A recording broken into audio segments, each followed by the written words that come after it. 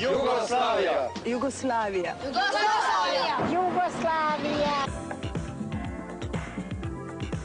Few Americans know little, if anything, about Yugoslavia. One reason is because not many people know where to find it. Actually, it's really quite simple. Just go to Italy and make a right. Yugoslavia. A popular misconception about Yugoslavia is that it is a neighboring country of the Soviet Union. In actuality, it borders 7 European countries, none of them being Russia. A bigger misconception than the location, though, is the country itself. When most Americans think of Yugoslavia, this is not what comes to mind.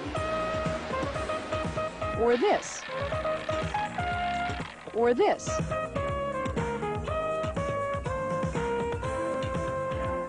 Or even this. We often think of a bleak, dreary, iron curtain country, inhabited by peasants clad in nothing but bleak, dreary babushkas, which may be the case if this is your idea of a babushka. Swimwear. While technically the government is a form of socialism, any similarity with the Soviet Union ends there. Oh, you may get the feeling you're being watched here, but I assure you it is for a completely different reason. Citizens here are free to come and go as they please, as are tourists, who need only a passport to enter the country. And while the average worker here makes only around $5,000 a year, the cost of housing, transportation, and food allows the standard of living to be surprisingly high. Why, a typical 5-course dinner, including vintage Yugoslavian wine, will run about $5 a person.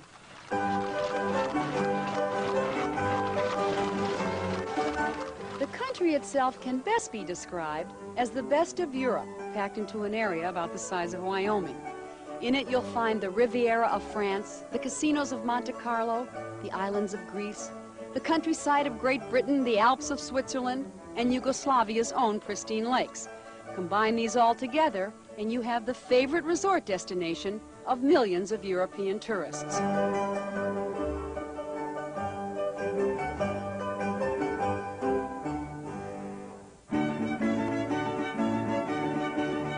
No country in Europe has more lakes than Yugoslavia, and each is more beautiful than the next. Lake Bled, located high up in northwest Yugoslavia, is arguably the most beautiful lake of all. For centuries, Europeans have flocked to the shores of Lake Bled to enjoy the recreational as well as the supposed medicinal benefits of the lake. Emperor Henry II enjoyed the lake so much, in fact, he had his castle built here in the year 1004. Today, the castle is a popular tourist attraction. The people who live here say that the Slovenian goddess of love and life resides in the church on the island. And they say that if you make a wish when the bells are chiming, that it will surely come true. Let's see. They weren't kidding. One reason Yugoslavia is such a popular tourist destination is that, like Southern California, you can go from mountain peaks to sunny beaches in a matter of hours. And if you have tour drivers like ours, the trip can be made in minutes, not seconds.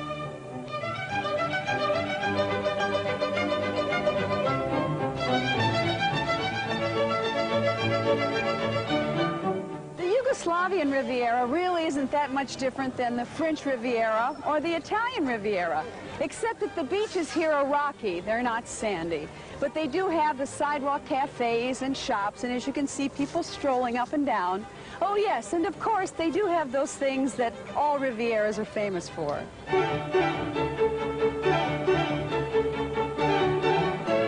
The one word which transcends all language barriers is the word bikini, or even the lack of it. Europeans are known for their immodesty, and in Opatia, the Yugoslavian Riviera, immodesty is not in short supply. What is in short supply, however, are hotel rooms each summer. That is why every available room is open for lodging during the tourist season. All along the Yugoslavian Riviera, there are these beautiful old castles that were once used for kings and queens, for the nobility of Yugoslavia. Well, since there is no more nobility, they are now beautiful, quaint little hotels that are used for people like you and me. You see, there's a perfect bed for two. It's pretty romantic. And for about $30 a night per person, I'd say that's living like a king. Oh, by the way, that includes meals. Sounds pretty noble to me.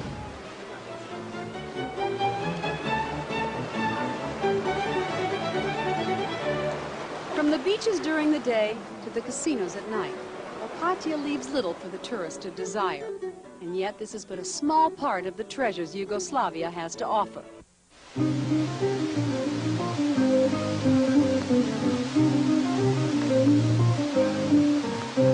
For centuries, man has tried to determine if indeed the Garden of Eden ever existed, and if it did, where. Though Yugoslavia has only been considered a remote possibility, it's hard to imagine a more ideal location than here at Plitvice Lakes, one of the natural wonders of the world.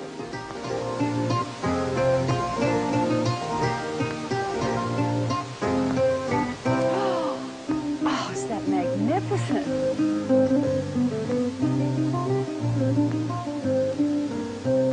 The Plitvice Lakes are comprised of 16 lakes, cascading into one another and ending here at the Veliki Falls.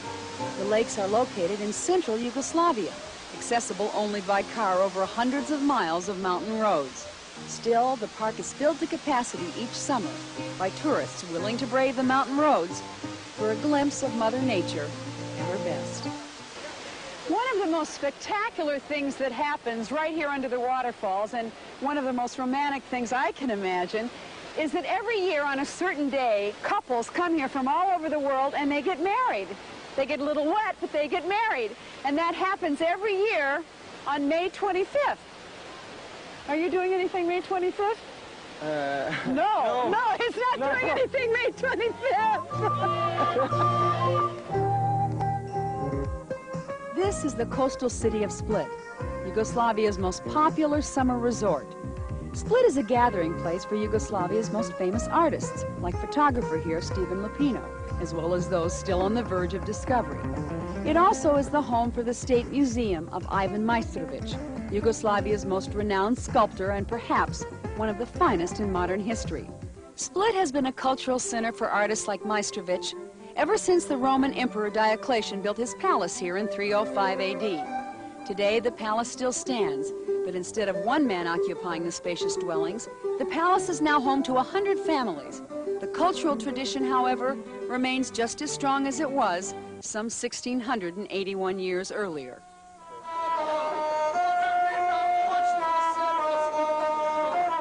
Every summer, thousands of people from all over Europe come to the city to enjoy their annual Performing Arts Festival.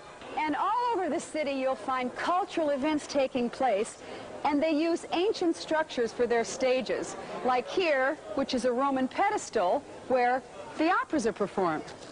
Or hundreds of people from all over Europe come to the city to enjoy their annual Performing Arts Festival.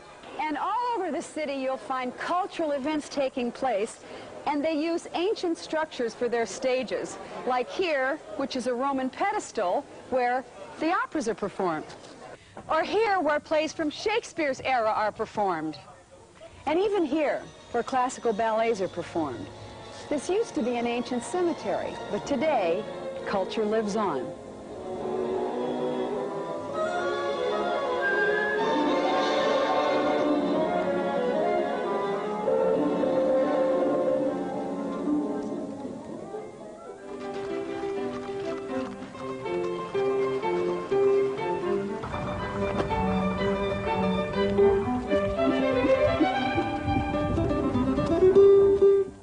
Lipica, home of the famous Lipizzaner stallions, recognized to some as the world's most beautiful horses. The stallions are best known as the horses which perform in Vienna's famous Spanish riding school. But to the tourists who visit Lipica, there's simply another jewel to be found in Europe's hidden treasure. Sarajevo!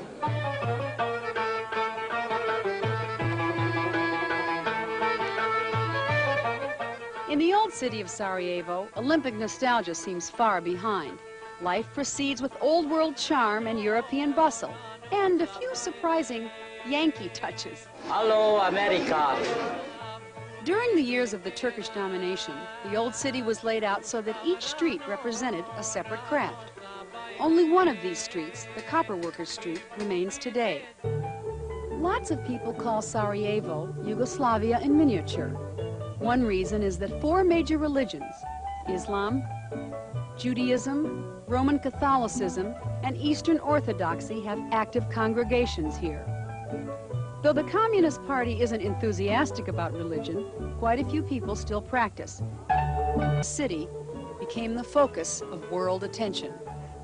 There are many people who feel that World War I actually started right here. It was on this very intersection that Archduke Ferdinand was assassinated by Gabriel Princip, one of the many men who wanted freedom from the Austro-Hungarian Empire. It was just as Archduke Ferdinand traveled across this bridge into the intersection that he and his wife were killed. The place where Gavrilo Princip stood when he shot them is marked now, a dubious sort of shrine. The people of Sarajevo view it with ambivalence. On the one hand, it was an important first step toward Yugoslav independence. On the other hand, it was a double murder, and it led to a long and bloody war. It's Belgrade. Yeah!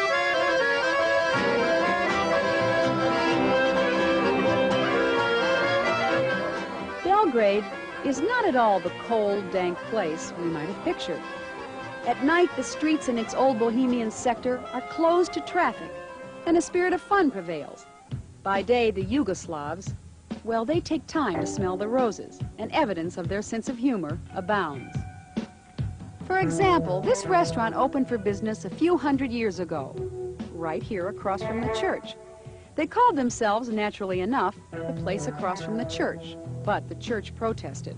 Well, the restaurant protested back, giving itself no name at all and sporting only a question mark to identify itself.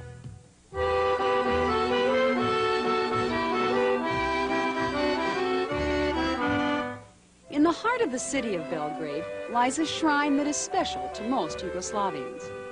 This is the tomb of Josip Broz, the man that we all know as Tito. He died in 1980, and they buried him here in the building where he had his winter garden.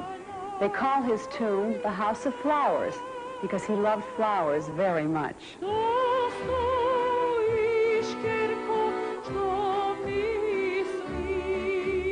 The guard changes here every 15 minutes, and more than 1 million visitors pay their respects each year at the tomb, which is located on the grounds of Tito's former residence. It's a public park now, featuring works by Yugoslavian sculptors and peacocks, who reportedly do their most raucous crying each year on the anniversary of Tito's death.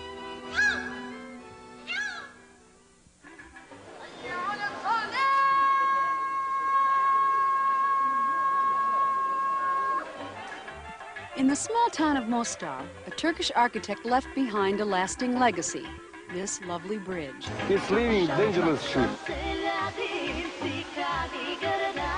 It is the town's centerpiece now, complete with divers who plunge 88 feet into 13 feet of water. But when it was unveiled in 1566, the architect left town forever because he was afraid the bridge would fall down.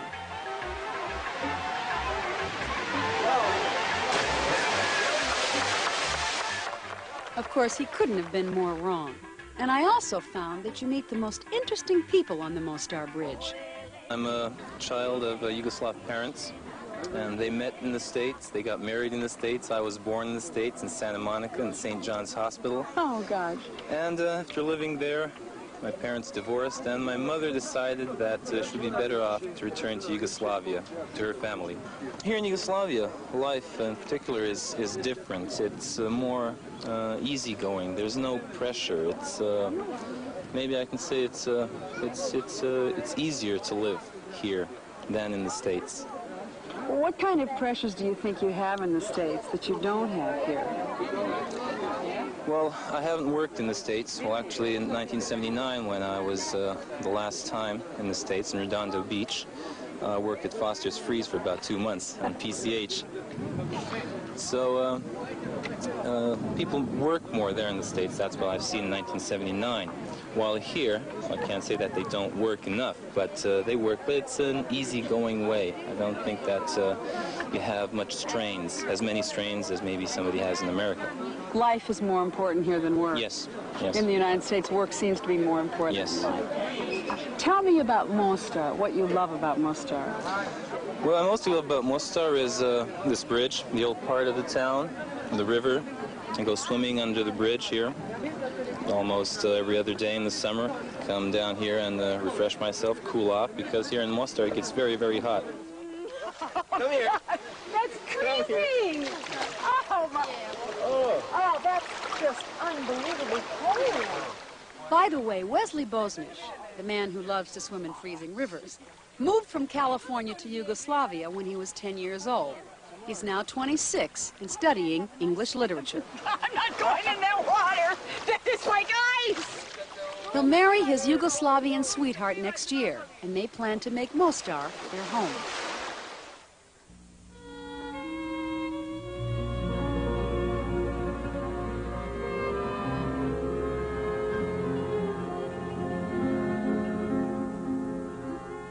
Just south of Dubrovnik is a land of proud people and pure water. Its scenery is naturally spectacular, and its villages hold ancient secrets. Its beaches are wide, its seclusion seductive, and its mountains steep and black. It is the land of Montenegro.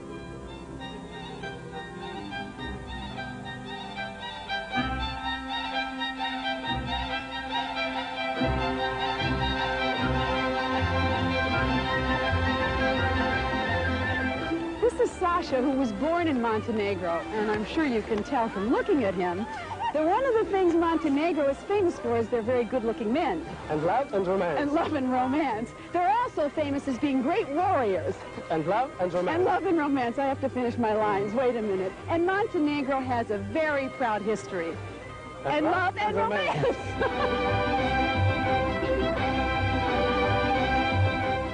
In the long history of Montenegro, it has never once been totally conquered. But at the end of World War I, they united with 5 other Slavic states to form the land of the South Slavs, Yugoslavia. Siromah sam druže, nigde nikog nema, samo jednu staru, skršenu gitaru. The story of Sveti Stefan reads like a fairy tale. In the 15th century, a clan of brave Montenegrin warriors did battle with pirates.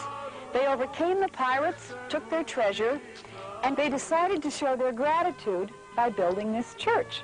They called it St. Stephen, or Sveti Stefan, which, if you haven't guessed already, is how the island got its name.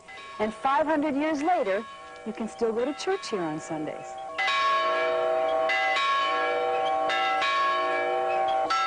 The Montenegrin clan established themselves here on the island because a walled city on an island was easy to defend.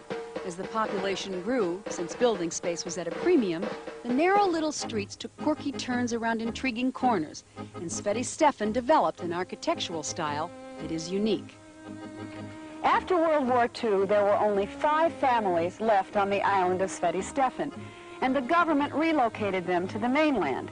And it was then that Tito decided to build a one-of-a-kind hotel. What makes this hotel unique is that you are actually checking into an island, complete with pool and restaurants. By American standards, it's not outrageously expensive, ranging in price from $60 to $150 a night. And instead of just getting a room, you get a piece of history by staying in one of the original cottages of the Montenegrin clan.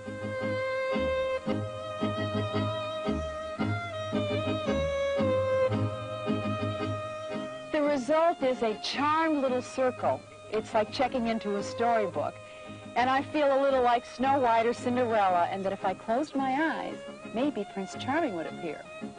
Ah, good choice. Here's to you, Prince.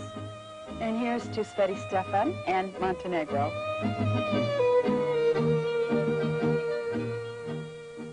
In the early morning on the peaceful blue Adriatic Sea, this city shimmers.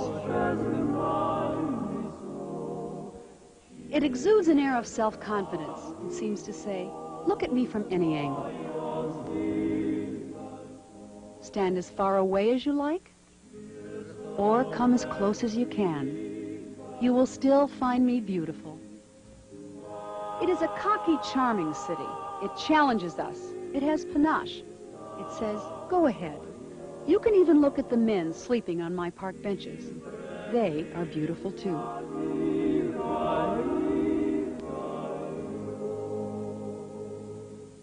My old women are beautiful, and so are my young women. My men are stalwart, and their hair turns an early gray.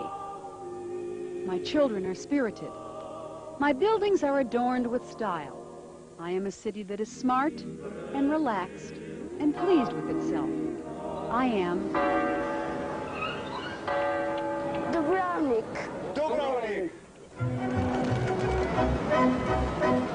Welcome to Dubrovnik. I think that this is one of the most beautiful, charming, and unique cities in the entire world, and I can't wait to show you around. Now, pigeons are probably not the thing you thought I'd show you first, but in Dubrovnik, believe it or not, even the pigeons have personality, and they're also very set in their ways. Every day at noon, the pigeons are fed by Vidor. Look at them all. And for years this has been going on. And the pigeons come every day at noon and they wait for Vidor to feed them. And when the country goes to daylight savings time, the pigeons get here an hour early. They really do. And it takes them about 2 weeks to adjust. Oh my gosh, I feel like Tippi Hedren and the birds. Thank you, Vidor. Thank you very much. That's my earring. Oh, pigeon feather in my hair. Oh, I'm glad it's only a feather. Okay, we'll go now. Bye. Both the pigeons and 5,000 people live inside the walls of the old city of Dubrovnik. These walls have never once been breached by an enemy, even though Dubrovnik has been ruled by several different empires. That's because the people of Dubrovnik have a talent for diplomacy, and this ability to compromise has lasted right up to the present day. Even today, the restaurants and restaurant owners, well, they know how important tourism is. And so the private citizens and the restaurant owners reached a compromise. This is some compromise. Starting at 11 in the morning, on into the night, one side of the street has to remain clear for the pedestrians and for the people who live here. And the other side is for the sidewalk cafes that the tourists love so much.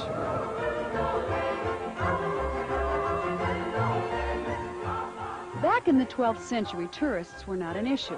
Friendly neighbors were. There were actually two cities here, Dubrovnik on the mainland and Ragusa, ensconced on an island just offshore. Originally, this street was an ocean channel that separated Dubrovnik from Ragusa.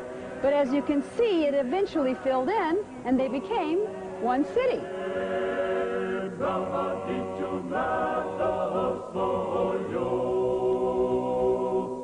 Once the main street was in place in the year 1205, Dubrovnik took on the aspect of a well-laid-out planned community. Even though its perpendicular streets show lots of forethought, there are still plenty of interesting nooks and corners.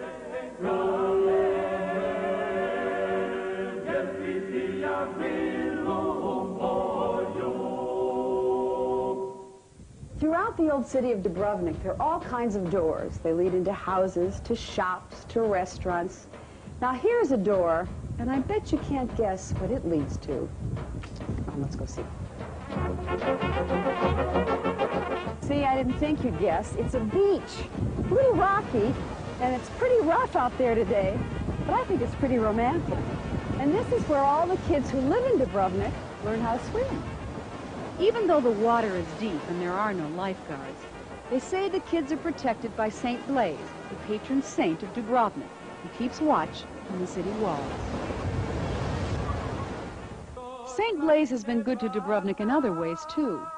He seems to have given his patrons a large dose of social enlightenment. In 1416, the city abolished slavery, and in 1347, near this cypress grove, they established a home for the elderly, which is still located on this same spot today.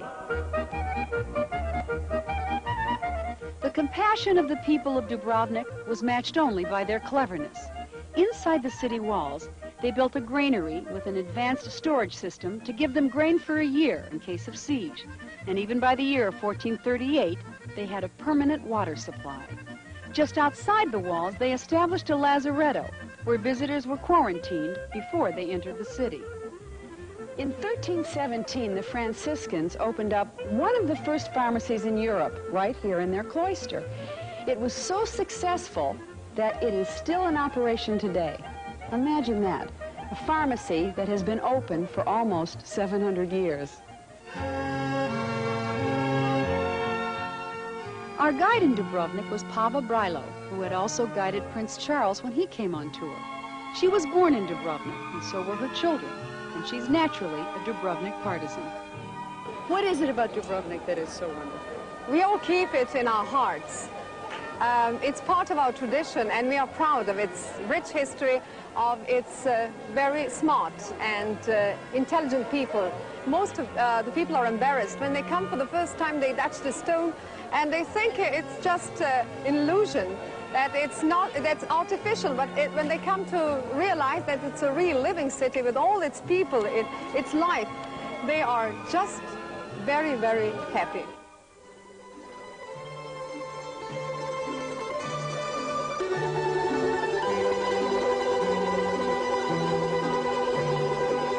When we first learned Two on the Town was to visit Yugoslavia, we didn't know quite what to expect.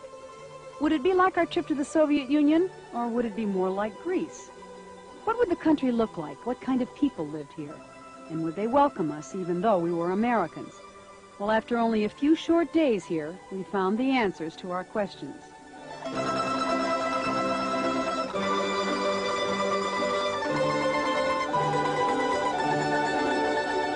Yugoslavia was like neither the Soviet Union nor Greece. It was a country quite unlike any we had ever seen on Two on the Town. And because so few Americans visit here, the rare American tourist is seen as a precious commodity, and we were treated as such. And we thought the Yugoslavian people were wonderful too. As for what the people look like, well, I think we've given you a rough idea.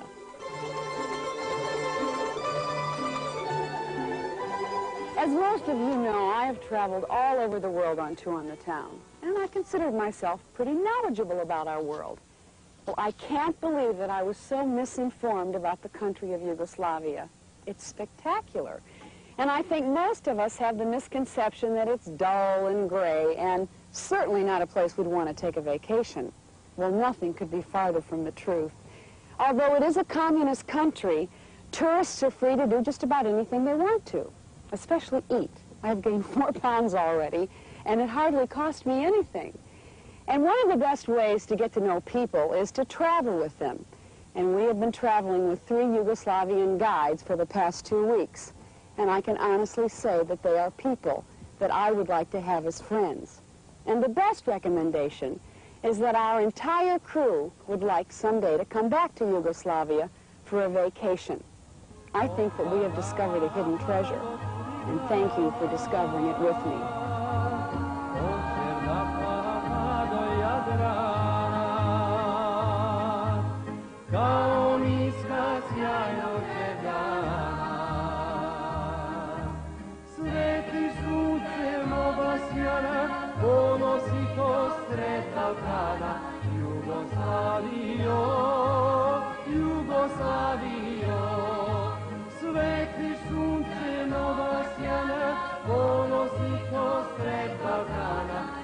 Jugoslavio, Jugoslavio.